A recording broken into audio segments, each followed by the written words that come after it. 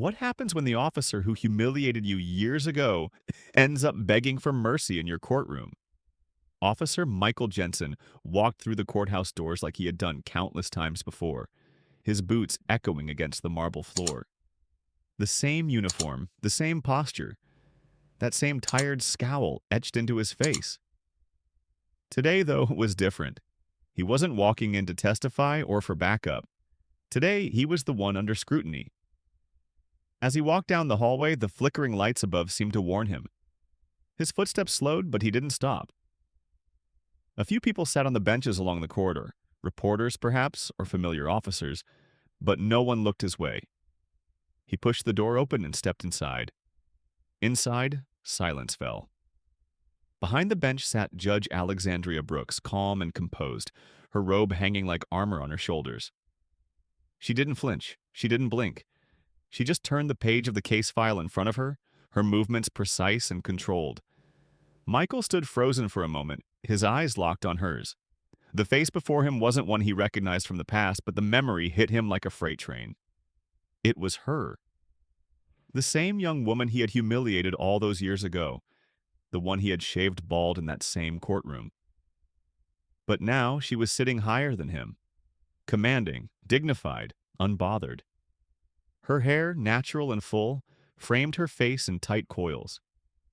The courtroom was eerily quiet, too quiet for a hearing this big. Even the stenographer was silent, her fingers hovering above the keys, waiting for something to happen. "Officer Jensen," she said calmly, her voice cutting through the tension in the room. "Please take a seat." He blinked. "Judge Brooks," he murmured, barely audible. "I said, take a seat." Without thinking, he moved to the chair across from her bench, almost stumbling in his haste. The weight of his badge, once a symbol of authority, now felt like a heavy burden. As the junior prosecutor slid a stack of files onto the table beside him, Officer Jensen barely noticed. His eyes remained locked on Judge Brooks. She flipped through the case files with precision, her voice steady as she addressed the room. "Today's hearing concerns allegations of misconduct spanning the past 5 years," she began. "But let's be clear, we're not here to settle old scores. We are here for facts. We are here for accountability." The room felt even colder now. Michael Jensen sat, his back stiff, eyes darting around as if searching for an escape that didn't exist. He wasn't used to being the one in the hot seat. Alexandria's gaze never left him. It was as if she could see right through him, peeling away the layers of guilt, shame, and fear that he had buried for so long. "Officer Jensen," Alexandria began again, her voice a steady, almost soothing presence. "You have one chance to speak, one chance to explain your actions." He swallowed hard, trying to force the words out. The past came rushing back, the humiliating incident, the way she had begged for mercy, and the feeling of power. I I didn't mean to hurt anyone," he muttered, his voice betraying him. Alexandria tilted her head, leaning forward slightly. "But you did, didn't you?" she asked, her tone gentle but firm. He shifted uncomfortably in his chair, his fingers clenched into fists, the tension palpable. "I didn't want to be a villain," he said, his voice breaking slightly. "You didn't want to be a villain," Alexandria repeated softly, her eyes never leaving his. "But you became one, and now you have to face the consequences." The words hit him like a slap, and for the first time he felt the weight of everything he had done. The power he had once wielded seemed so distant now, like a fading memory. Alexandria cleared her throat, standing up from her seat, her robe trailing behind her. The room shifted as if the air itself had thickened with expectation. "This trial," Alexandria said, pausing to let the words settle, "is about more than just your actions, Michael. It's about accountability, about justice." The room was silent, and for the first time, Michael wasn't sure he could lie his way out of this. Alexandria's words had hit him hard, and for the first time he realized there was no escaping the truth. He took a deep breath, his voice steady now, as if finally coming to terms with what he had done. I was wrong," he admitted, the words feeling heavy on his tongue. I hurt her. I humiliated her, and I can't undo that. The room was still, the weight of his confession sinking in. Alexandria nodded once, her gaze unwavering. We can't undo the past, Michael. But we can start to make it right. Alexandria took a slow step forward, her heels clicking against the hard floor. The room seemed to narrow as she approached, her presence filling the space. You've admitted your wrongs, Michael, Alexandria said quietly, her voice carrying a quiet authority. But now you have to face what's coming next. Michael's gaze flickered to the side, unable to meet her eyes. His hands were trembling slightly, the weight of the moment sinking in. You don't have to remind me, he muttered, voice thick with regret. I know what I've done. Alexandria paused, letting the silence hang in the air. She knew he needed time, but she also knew that the longer he resisted facing the consequences, the harder it would be. The law doesn't care about intentions, she said sharply, breaking the silence. It cares about actions, and your actions have consequences. Michael closed his eyes, the sting of her words cutting deeper than he anticipated. The idea of what was coming next, punishment, disgrace, the end of his career, was almost too much to bear. I'm ready, he said, his voice barely audible, but it was final. He wasn't fighting it anymore. Alexandria gave a single nod, acknowledging his acceptance. Then let's get this over with. She turned to the door, motioning for him to follow. You'll have to face the judge, Michael. You'll face a jury, your peers. There's no avoiding that. Michael stood up, his legs unsteady beneath him. He felt as if he were walking toward his own execution, the finality of it all overwhelming. As they made their way through the long corridor, Michael's mind raced. His heart pounded in his chest, the sound of his own breath loud in his ears. You may have been a police officer, Alexandria continued, her voice steady but firm. But that doesn't excuse what you did. You will pay for your crimes. Michael didn't answer. What was there to say? The truth was out, and no amount of words could change the reality of the situation. The heavy doors of the courtroom loomed ahead, and as they approached, Michael's stomach twisted in knots. This was it. The moment he had been dreading. Alexandria opened the door and stepped inside first, with Michael reluctantly following behind. The trial was about to begin. As they entered the courtroom, the air felt thick with anticipation. The room was silent except for the soft shuffle of feet and the faint rustling of papers. The judge, a stern woman with sharp eyes, looked up from her notes and gave them both a brief nod before addressing the room. Court is now in session, she announced, her voice echoing off the walls.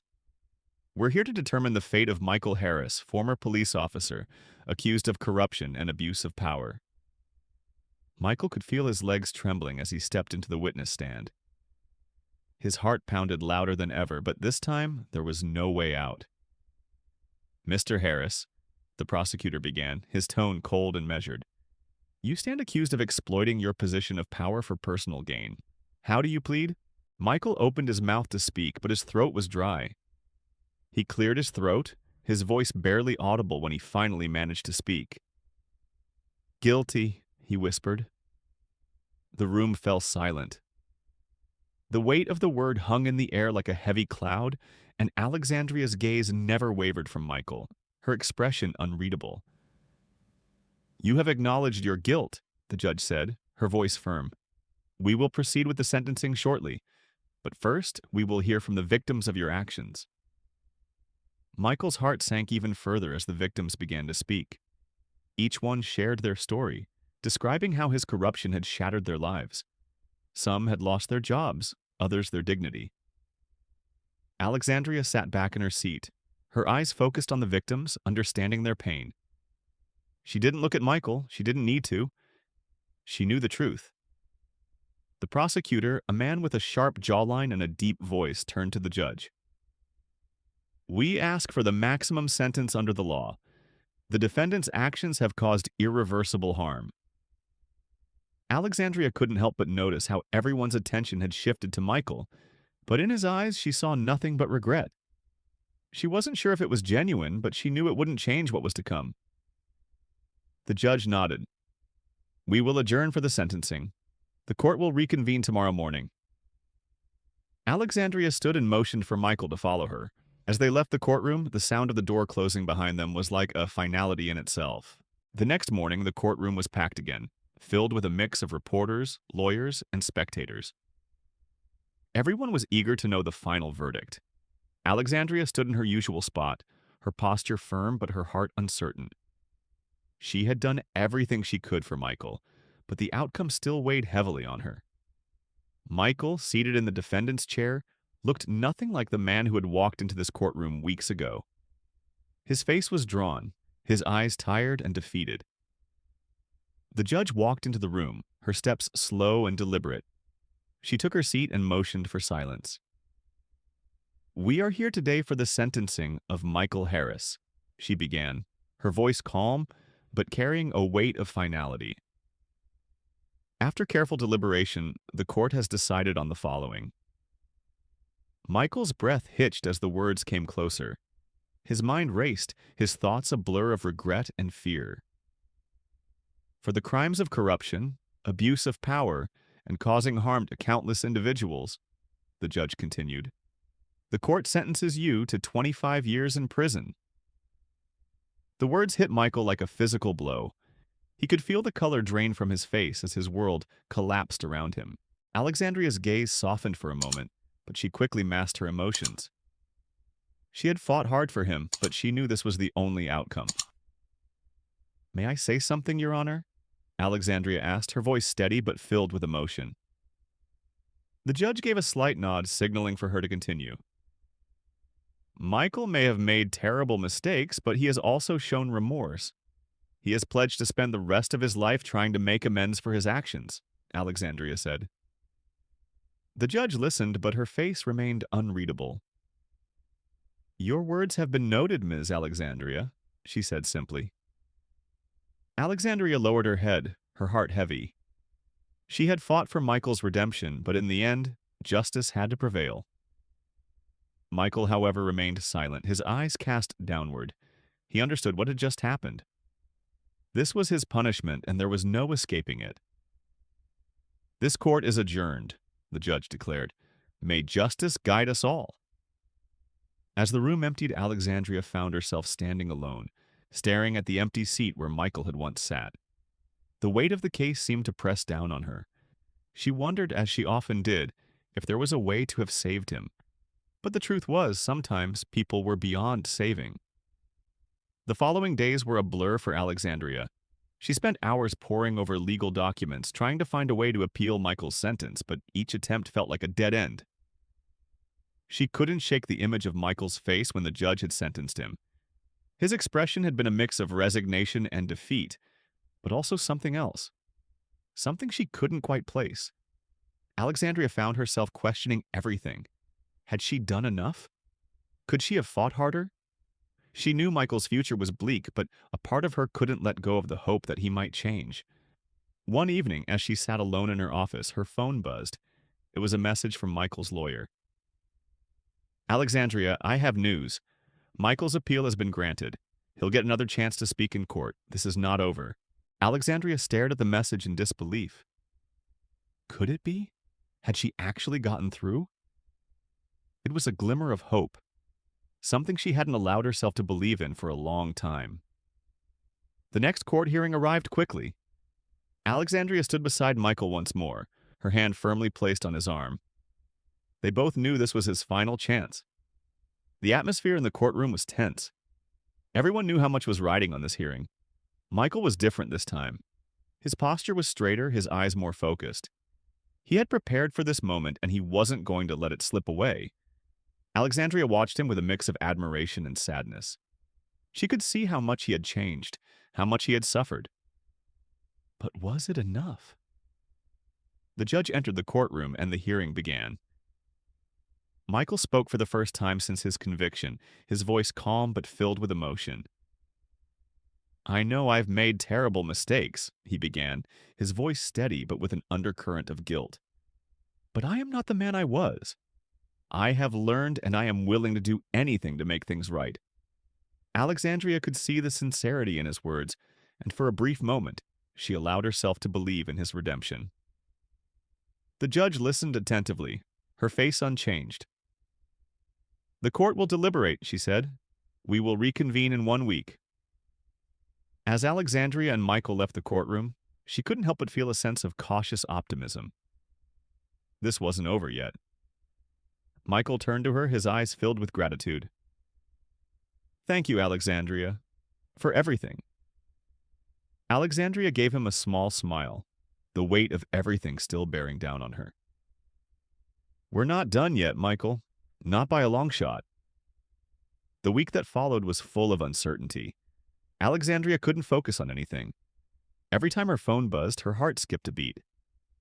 Was it the news she was waiting for? She spent hours pacing around her office, wringing her hands, staring at the clock as if it would somehow make time move faster. Finally, the day arrived. Alexandria stood outside the courtroom, Michael by her side. He was dressed in a suit for the first time in years. They had both prepared themselves for this moment. No matter what happened, they knew they had done everything they could. The courtroom was crowded. Alexandria could feel the weight of every pair of eyes on her. She had come this far, and now everything would be decided. The judge entered the room, and the chatter immediately died down. Michael and Alexandria stood up, their hearts pounding in unison. The tension in the room was palpable. You could almost taste the anticipation in the air. The judge looked at Michael, her expression unreadable. Then she spoke. "After careful consideration of all evidence and testimony, the court has reached a verdict." Alexandria held her breath. She could feel Michael stiffen beside her. "Michael Dawson, for the crimes you have committed, the court sentences you to 5 years in prison, with the possibility of parole after 2 years." The room went silent. Alexandria felt a mixture of relief and fear wash over her. 5 years. It wasn't ideal, but it was a second chance. Michael's face softened. For the first time in a long while, he looked like he could breathe again. The weight of the world had been lifted off his shoulders. Alexandria felt a tear slip down her cheek. It was a small victory, but a victory nonetheless. She had fought for this, and now Michael had a chance to rebuild his life. The judge banged her gavel, and the court session was adjourned. Michael turned to Alexandria, his eyes filled with gratitude and something more. "Ho. Thank you, Alexandria. You've given me a second chance." Alexandria smiled through her tears, squeezing his hand. "It's just the beginning, Michael. You still have a long way to go, but you're not alone." As they walked out of the courtroom, Alexandria couldn't help but feel that for the first time in years she was finally starting to believe in redemption.